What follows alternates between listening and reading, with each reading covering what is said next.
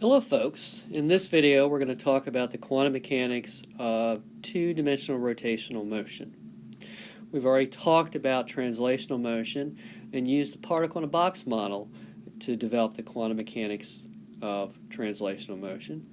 For vibrational motion, we looked at the simple harmonic oscillator to develop the quantum mechanical solution to that particular type of motion. Now we're going to talk about rotational motion, such as what we might see in a molecule that's spinning about an axis. So, let's get started. What we're going to do is we're going to start with two-dimensional motion, where we're talking about motion in a plane, rotational motion in a plane, and we're going to develop the Schrodinger equation for that, look at the wave function solutions corresponding to the states of the system, and as you might surmise, examine the expressions for the quantized energy levels. Then very briefly at the end, we'll look at an application associated with the FEMO model, free electron molecular orbital model, of a particle on a ring in benzene. We'll actually go into more detail on that particular model in a later video. Alright, so here is our simple description of what's going on. Rotation in a plane. So we have a molecule in a plane rotating about an axis, which we're calling the z-axis, and we're going to be taking a look at the basic equations associated with this. So the rotational equations that come from simple classical mechanics are given here. The first equation corresponds to rotational energy, where I represents the moment of inertia, and the omega represents the angular velocity in radians per second.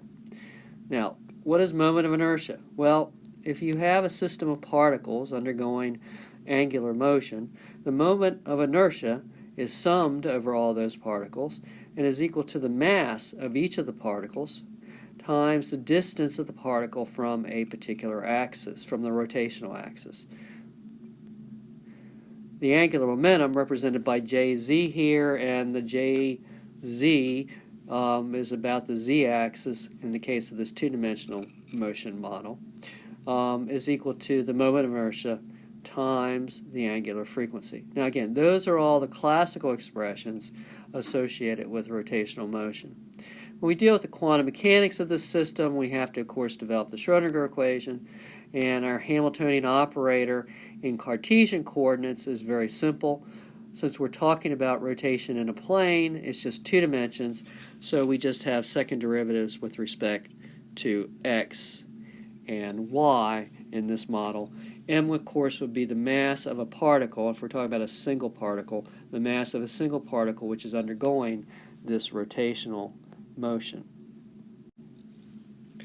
Now, it turns out, because we're talking about angular motion, rotation about an axis, it's actually more convenient to make a coordinate transformation and use polar coordinates rather than Cartesian coordinates. And the polar coordinates here are r, which is very simply the distance of the particle from the axis of rotation, and phi,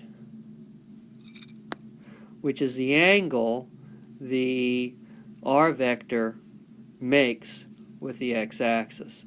And so we're going from two coordinates x and y to coordinates r and phi. And in this case, if we have a situation where we're holding r constant during the rotational motion, so we're talking about rotation about a circular path, then the coordinate transformation leads to a simplified Hamiltonian. Notice that we have a second derivative with respect to only one variable phi, okay? And it includes the moment of inertia I in that equation. So it's negative h bar squared over 2I times the second derivative with respect to phi. If we have just a single particle going through this rotational motion, then the moment of inertia I is simply equal to the mass of that particle times the distance from the axis of rotation squared. And that might be a situation that we're going to look at if we look at an electron rotating in a circle associated with a molecule. And that, of course, would be a very simple model, but that's a model we're going to be looking at later on. If we're talking about a diatomic molecule, and the rotations of diatomic molecules are actually important with regard to its internal energy processes and affect its properties, then the equation changes just a little bit in the sense that we have a moment of inertia which includes not the mass of a particle but something called reduced mass, which is represented by the Greek character mu. And that reduced mass is given by this expression, where it's a product of the masses of the two particles, the two atoms in the diatomic system, divided by the sum of the masses. And this R sub E that is in the equation is very simply the bond length. So again, if you're working with a diatomic molecule, the moment of inertia is given by this expression. All right, so we solve the Schrödinger equation. What do we get? So we get a wave function that looks something like this, this exponential, where the exponent contains the imaginary number I. You may have thought that you were never going to see that again, but yes, we do have wave functions that have imaginary components. So that's our wave function in this situation.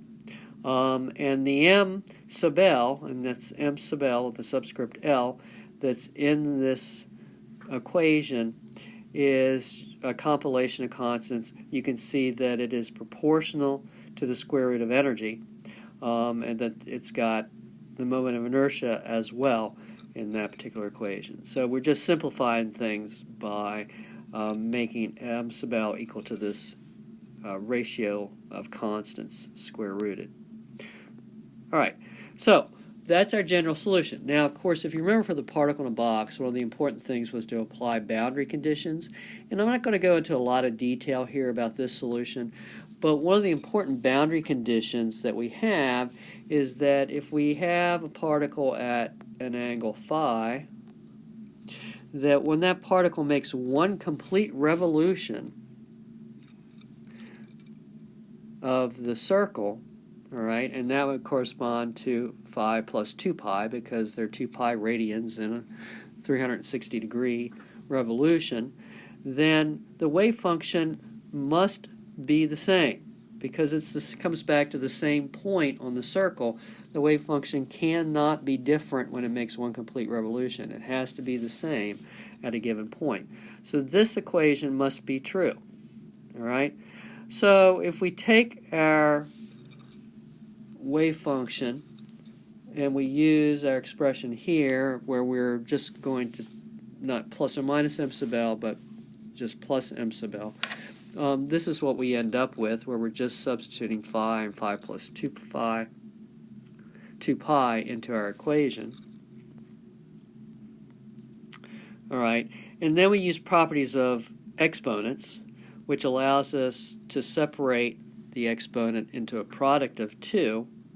And we'll notice that when we do that, the first term on the right side cancels with the term on the left side. And so we end up with this. 1 is equal to the second term here. All right. Now, for reasons that we won't go into right now, but mathematically we can show that this is only true, that this condition is only true if the m sub l in the exponent is an integer. And that's actually really, really, really important, that this condition is only true if m sub l is an integer. And that means we are constrained in energy. Because if you remember, m sub l, okay, is given by this expression here. So if we just do a little bit of algebraic manipulation, we can find that the energy is equal to this and is proportional to m sub l squared. But because we have the situation where m sub l can only be an integer, that means energy is quantized. Yes, we have quantized energy levels, once again falling out of the solution to the Schrödinger equation. So the energy levels here are going to correspond to situations where the lowest energy, looking at the equations, is just going to be m sub l equal to 0. So notice that the 0-point energy for rotational motion, unlike vibrational motion, the 0-point energy is 0. So when m sub L is equal to 0, which is the lowest energy level, the energy is equal to 0. When it's plus or minus 1, the energy is going to be the same because it's m sub L squared. Plus or minus 2, we have two states there. So we have two states at plus or minus 1 with the same energy, two states at plus or minus 2 with the same energy, plus or minus 3, plus or minus 4. We have that. And so we have the condition that we have discussed before where we have degeneracy. Degeneracy, of course, being a situation where we have two or more states that have the same energy. So we have a doubly degenerate level, two states, plus or minus 1, which have the same energy in this simple two-dimensional model for rotational motion. Not only do we find that the energy is quantized, but if we look at the basic relationship between rotational energy and rotational angular momentum, we will see that we have a similar kind of situation. The classical equations for rotational energy show that it is equal to the angular momentum squared divided by 2 times the moment of inertia. Now, if we go back to the equation on the previous slide for energy, we'll note by a comparison that Jz squared must be equal to m sub L squared times h bar squared. So therefore Jz, not to be confused with Beyonce's husband, is equal to m sub L h bar.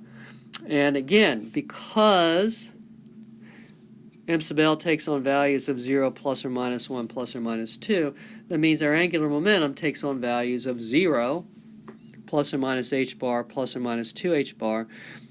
So we have the situation that not only is energy quantized, meaning that we have only certain energies that are allowed, but only certain angular momenta are allowed. And that actually turns out to be fairly important, as we'll see when we start talking about atomic and molecular systems.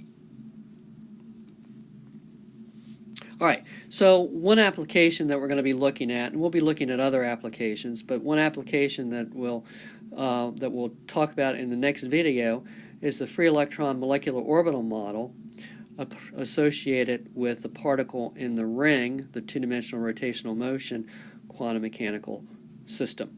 And so we'll start with benzene. Now, if you think about it, benzene is a planar molecule. And you know from organic chemistry that the pi electrons are delocalized through the ring. You also probably know that from organic chemistry that the pi electron orbitals are actually above and below the plane of the ring. But in this simple model here, we're just going to talk about what happens if we have pi electrons constrained to circular motion in a plane about the entire benzene ring. So we will use the two-dimensional rotational model to calculate the energy levels associated with this and the photon wavelength that would be necessary to induce a transition in this particular system. So that will come in our next video. Stay tuned.